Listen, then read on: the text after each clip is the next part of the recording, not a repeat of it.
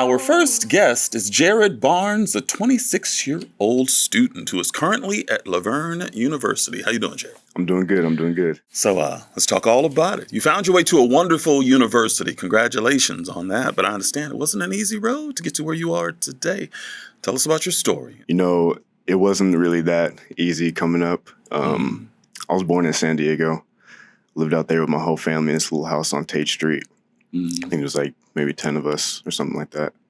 And I really loved being there. I mean, the neighborhood that we were in wasn't the best.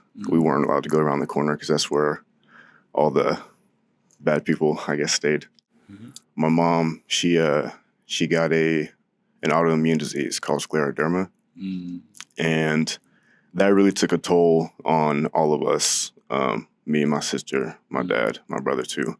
So your mom has this illness, and it had to be tough for the entire family, really a strenuous time for the family. How are you balancing social life, having to take care of your mom, have to look after your father? There's a lot of dynamics in your household. Tell us about that. You know, at a young age, you don't really know what balance is. You kind of just are trying to get through the day. I remember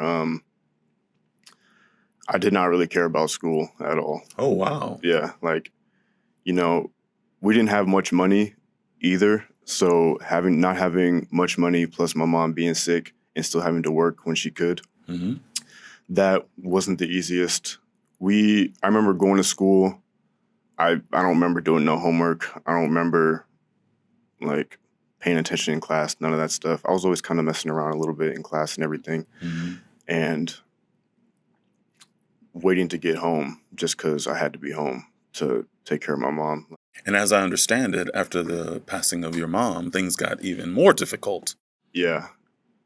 After I had finished high school, I had to work. And I had to work for a few years.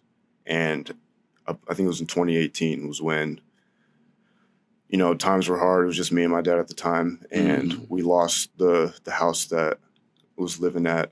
And during this time, it's like, I'm not even thinking about getting an education or going to school or nothing like that. I'm just trying to survive. Yeah, like just in survival mode the whole time. So like school and everything like that wasn't even thinking about it. I'm trying to eat today. I'm trying to, you know, get by. And we lost our house. I was couch hopping, sleeping in a car.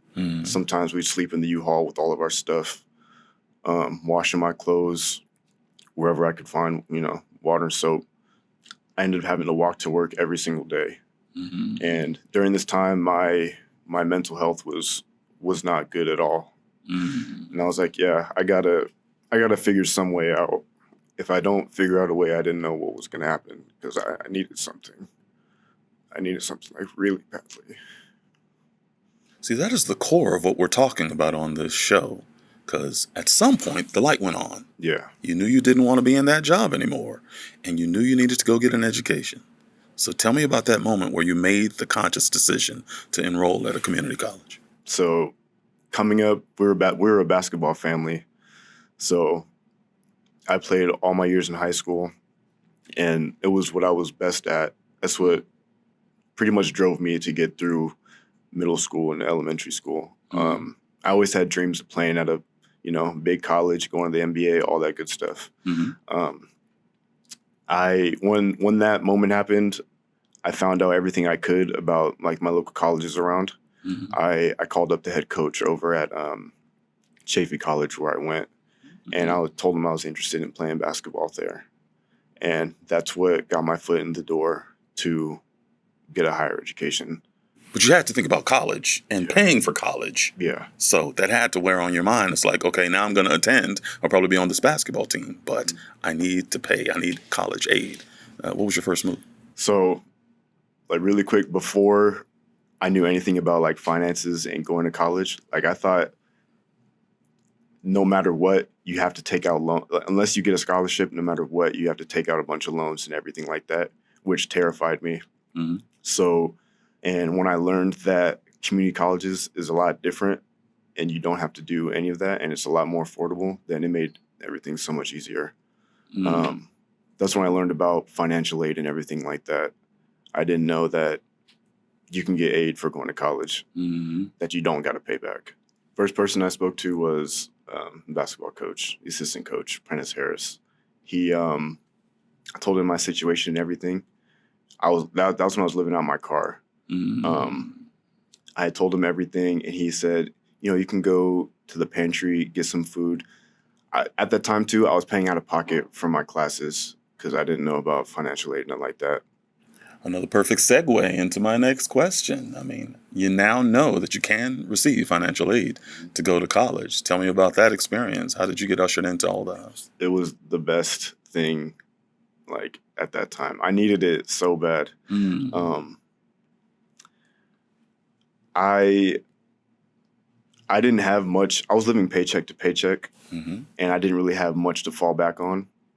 So after I seen how much I can receive, and actually like receiving it, like it helped me out in more ways than I thought it could. Like I was able to put gas in my car. I was able to eat consistently, all the things that you need to do in order to succeed in class.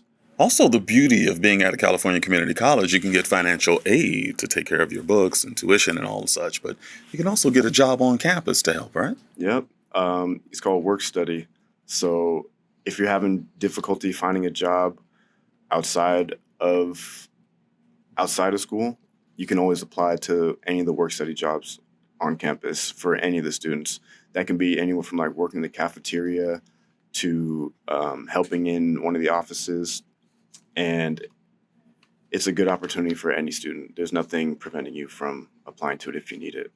So how did community college help you with your own life? How did it change your life? Specifically Chaffey, it changed my life for the better. At that time, I had moved around a few times up to that point, and now sleeping out of my car and couch hopping. I spent so much time at that school. Like it was literally like it became my home. I spent a lot of time talking to my professors after class. I spent a lot of time in the gym shooting around, whatever I could to make myself, feel safe and not out and about doing whatever. It really became my home. The people there and the environment. It's like community college for a reason. It's community, So it appears as though you received some wonderful services once you arrived on campus over at Chaffey College. So tell us about the services you did receive once you arrived. The ones that I received was financial aid and the Panther Pantry. The Panther Pantry, they help students out with food insecurities, housing insecurities, rental assistance, sometimes grants, things like that. But not only that, but the other services, there's tutoring, career planning, counseling, almost everything that you need in order to be successful in the classroom and outside the classroom. There's a lot for you out there, and it's all free. Now, it's common knowledge that one can transfer from a community college to a 4-year, but there's also an ADT program that I believe you were a part of, right? Yep. The ADT is an associate's degree for transfer program. So basically, when you finish your degree at whatever community college you're in, they have guaranteed spots at many different universities for you. And that's what happened with me. I had a guaranteed spot into University of La Verne from Chaffey. So it prepared me like really well. The classes at Chaffey, they're really small and they're really intimate, and you get to know everybody very well.